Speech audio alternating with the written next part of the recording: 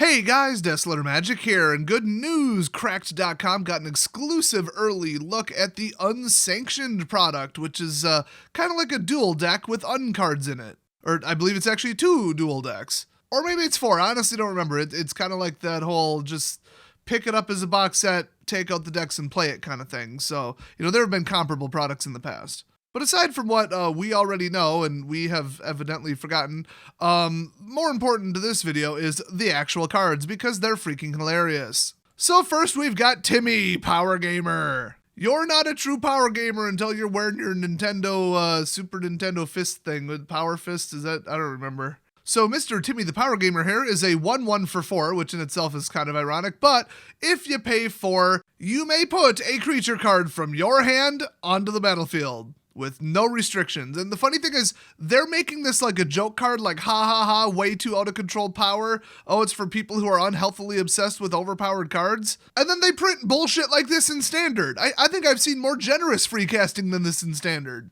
Just goes to show that this card is a joke and so is Standard. And of course, naturally, the flavor text is just wait till I get my Gigantosaurus. Get a job, Timmy. Next up, we've got Surgeon, not General Commander. He is a legendary creature Wombat Bat Chameleon, and he's the 3/3 for 4, and whenever you augment, enchant, or mutate a creature you control, draw a card, and then he taps for one of the 5 primary colored manas. But importantly, not colorless. So next up, we've got ACORN, Fashionable Filcher. I think I got it right on the 7th take.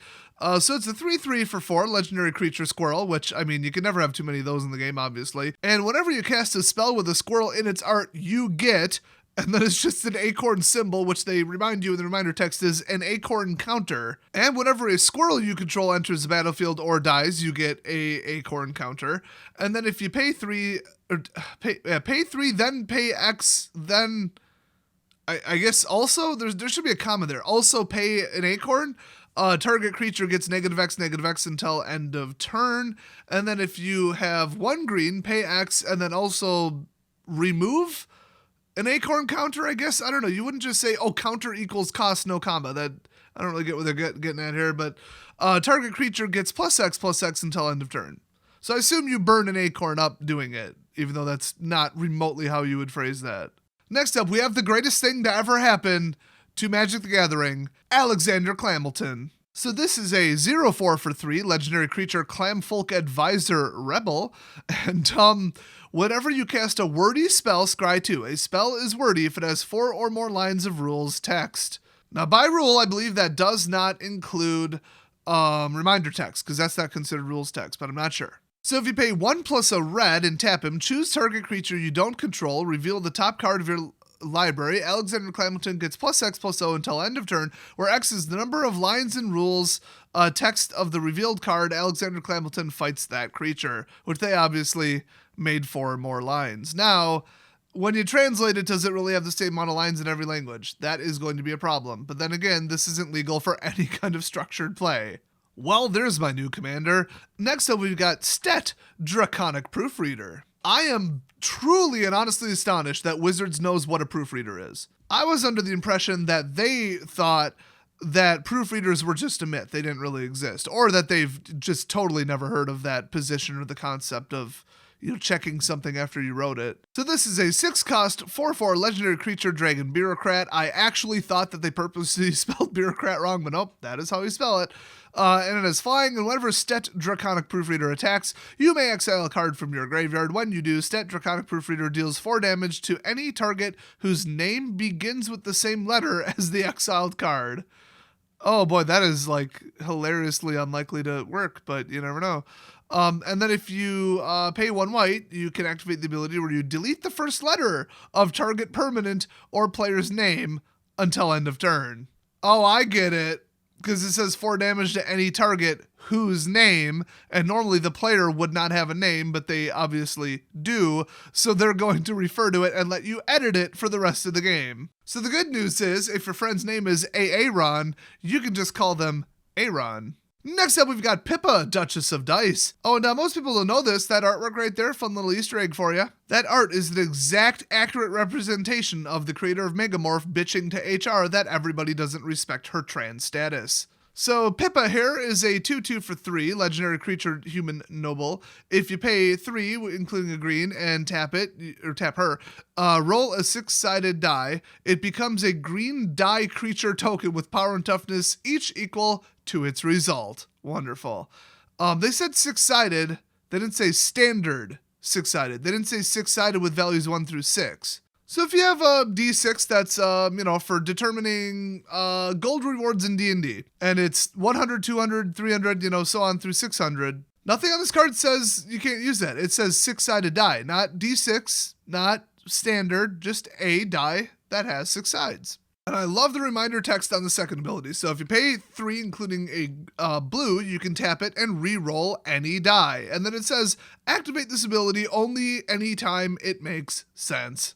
It's like, okay, use your own damn brain. Well, guys, actually, yeah, I know, I'm correcting an uncard, a silver-bordered uncard. In the actual rules of Magic, it doesn't say target die roll or target die. So actually, you can activate that whenever you want. I mean, the reminder text, I don't know if that's binding. I don't think it is. I think it's just reminder text. We would have to see a card ruling, but I think you could technically activate that just if you have blue mana open and need her to be tapped. I mean, just saying. Well, actually, activate this ability only anytime it makes sense. Well, it makes sense that I want her to be tapped. I didn't do anything with rolling a die, but it makes sense to me that I want her to be tapped. Just saying. So next up, we've got Circadian Night Owl. It might be Cadian. That just sounds better. So this is a double white 5-cost 4/4 legendary creature bird knight. Pretty much the best thing ever. And I can assure you, yes, a bird can legally be knighted. I'm an expert in bird law. And copyright law, believe it or not. So this has Knight Lifelink. Damage dealt by knights you control also causes you to gain that much life. Okay, you can't have a keyword on one creature refer to other creatures or permanents. It would have to say other knights you control gain lifelink or gain knight lifelink. Oh, we're rules lawyering this hard. Then if you pay 1 black, Circadian Night Owl gains vigilance until end of turn. Activate this ability only from sunrise to sunset. Oh my gosh. Then if you pay black, Circadian Night Owl. Oh, Circadian. Okay, well the last horse finally crossed the finish line there. It's a pun, you guys. It's a play on words with the word circadian. Anyway, the black one is it gains flying until end of turn. Activate this only from sunset to sunrise. So, yeah, haha, fun gimmick, yay. Next up, B.O.B., Bevy of Beetles, which I know that that's a reference to another card, but I don't know which. So it's a legendary planeswalker B.O.B. That's right, a bevy of beetles, a collective swarm is a planeswalker singular. And then, by the way, in the exact dead bottom middle, that looks like one dressed as Jace in like his robes. That is absolutely fantastic. So as B.O.B. enters the battlefield, create 4 1/1 blue Beeble creature tokens. The number of loyalty counters on B.O.B. is equal to the number of Beebles you control. Oh, that's kind of neat. We actually could have a swarm planeswalker that does that. It's actually like tokens. Anyway, you are supposed to treat them as loyalty, where if this card representing them gets hit for damage, then you lose that many of them because they're basically loyalty. And if you were to create them, you just create one. So +1, which would then create one. Up to X target Beebles can't be blocked this turn, where X is the number of cards in your hand. Ooh, vicious. And then -1, draw a card. I mean, there you go. So, I mean, flickering this guy would be absolutely insane. It doesn't say anything about the Beebles dying just because this left play. That's another important distinction. In fact, I've got to look this up then. This is another rule that I'm actually not familiar with because it has never come up because nothing this weird has ever happened. Is losing all your loyalty counters part of the planeswalker dying? Like, if instead of hitting this for 5 combat damage where you know what would happen, what if you just use a destroy target planeswalker spell? Would you lose the Beebles? I don't know if there is an actual rule that says when a planeswalker dies, you remove all the loyalty from them. I think it's just something you do as like a thing. I mean, I know that removing and adding counters in that fashion is not considered a respondable action. It's a no action. So I'm not sure if somebody just nuked this with like a direct, hero's downfall or whatever, if you would get to keep the Beebles or not. Like, lore-wise and logically, you shouldn't, but then in the rules of Magic as I know them, you should. Next up, the card that we've all been asking for forever. Flavor Judge. Okay, it's a 2/2 for 2. And it is a bird advisor, and if you tap it, you choose target spell or ability that targets a permanent you control. Then ask a person outside the game if the story of what will happen makes sense. If they say no, sacrifice Flavor Judge and counter that spell or ability. So you're like, stop, wait a minute. You're about to do what with what? In fact, remember my recent video where we created like 500 or 1,000 or whatever goblin tokens and then crashed the server on Arena? And while we were working towards it, DJ Vinyl was like, you do realize that my little crappy wall is stopping like a 5,000. I'm like, okay, that seems like a lot. I mean, like a Leviathan hits for 8. But, I mean, in the artwork, it does look pretty big, and it does say indestructible. I mean, if that goes all the way down to the planet's core, or directly taps into the ley lines of magic, or mana or whatever, I could see it being classified as a truly immovable object. But the example they give in the flavor text is, and now they're trying to make a brick wall on my property fight a dinosaur to the death. So if you tell people that is what, like, in the story is happening right now with that spell, does that make sense to you? And they're like, no. Flavor Judge says no, that's a flavor violation. We are sending you to Flavor Jail back in Flavor Town. And obviously your cellmate is Guy Fiero. So, I mean, I've had a lot of people, falsely claim, oh, this little tiny rat, this little 1/1 is taking down an entire 8/8 dinosaur. Really? Yeah, really, it's like called like Plague Rat or whatever it is, Death Touch, or it's, heavily implying that it's poisonous, toxic, or is carrying a disease. So yes, one bite from a small creature, like in the foot, could turn into a disease that takes down a dinosaur. That seems reasonable to me, just saying. But somebody's like, oh, this like butterfly, this like 0/1 butterfly is taking down an entire rampaging triceratops. Well, I mean, you did cast giant growth on it. I mean, at a certain point, that butterfly's pretty big. I'm willing to give some stuff some leeway, but in certain circumstances, I've been known to point out the fact that this makes no sense logically what's going on in the game. So yes, Flavor Judge is the great equalizer. When something doesn't make sense in the lore or the story, he's there to check them. Next up, we got Spirit of the Season. He's got all the seasons going on there. That's hilarious. So it's a 3/3 for 3, double green, high devotion, yay. Treat folk spirit, and when Spirit of the Season enters the battlefield, it gains haste if it's summer, put a 1/1 counter on it if it's autumn, you gain 5 life if it's winter, which makes no sense, it should be spring, and if it's spring, search your library for a basic land card, reveal it, and put it in your hand, then shuffle your library. I'm not saying that doesn't also make sense, it's just, I mean, everything springs to life in spring. Winter should be like, put a -1/-1 counter on target creature or something. I don't know. Next up, we've got Strutting Turkey, which it's been a while since these put together creatures were a thing. I don't quite remember how they work. I think you can like replace the head, but I thought they had to be in 2 parts. I don't know, whatever. So it's a 2/2 for 4. When this creature enters the battlefield, then exile the target creature card with converted mana cost 2 or less from your graveyard. If it has Augment, combine it with a host you control, otherwise put it onto the battlefield. And of course, this ability was considered Augment. So that's actually a pretty darn good effect. Now, I don't remember if you could drop this in solo or if you have to have a different head or back for it. I don't remember. But whatever, hopefully you do. So next up, we've got Rings a Bell. Well, that rings a bell. It's a 4-cost enchantment, double blue, and as Rings a Bell enters battlefield, choose a word with 4 or more letters.